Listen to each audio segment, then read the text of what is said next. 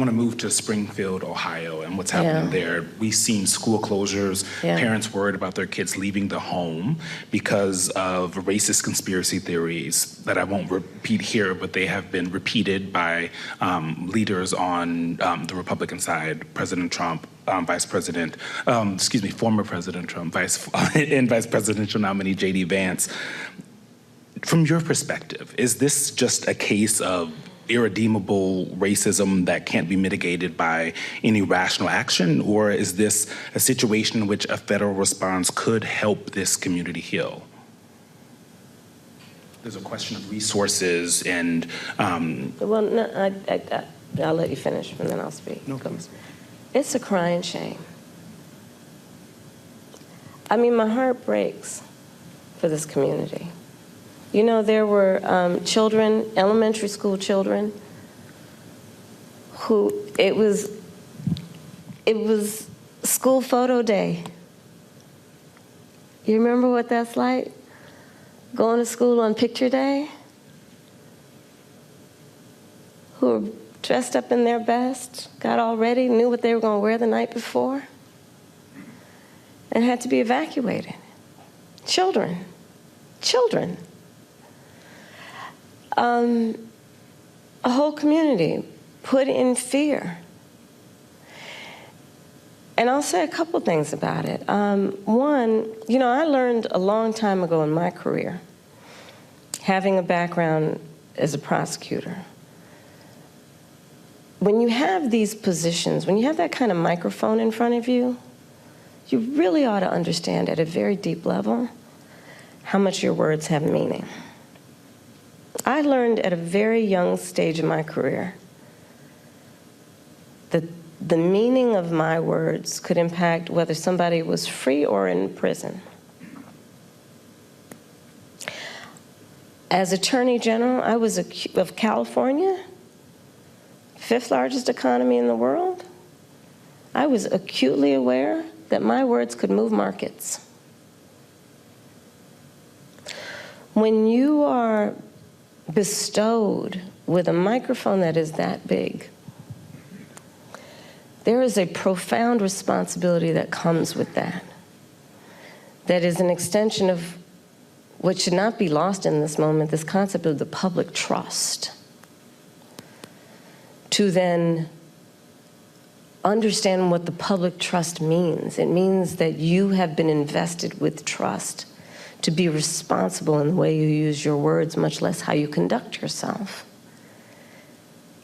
And especially when you have been and then seek to be again President of the United States of America.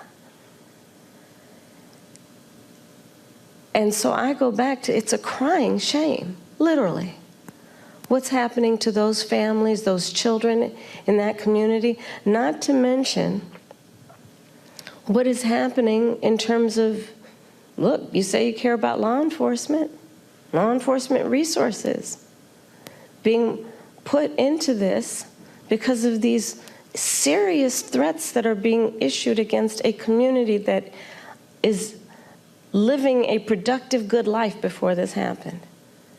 And spewing lies that are grounded in tropes that are age-old.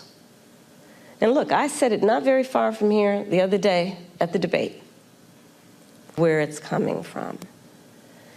And, you know, whether it is refusing to rent to people, rent to black families, against 5 innocent black and Latino teenagers, the Central Park 5, calling for their execution, whether it is referring to the first black president of the United States with a lie, birther lies.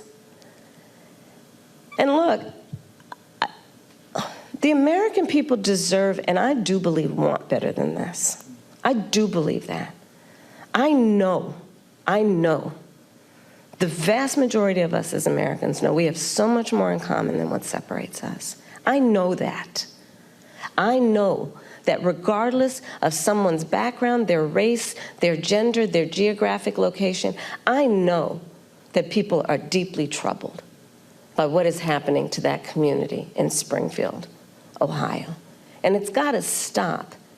And we've got to say that you cannot be entrusted with standing behind the seal of the President of the United States of America, engaging in that hateful rhetoric that, as usual, is designed to divide us as a country, is designed to have people pointing fingers at each other.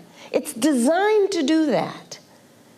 And I think most people in our country, regardless of their race, are starting to see through this nonsense and to say, you know what, let's turn the page on this. This is exhausting, and it's harmful, and it's hateful, and grounded in some age-old stuff that we should not have the tolerance for. So let's turn the page and chart a new way forward and say, you can't have that microphone again.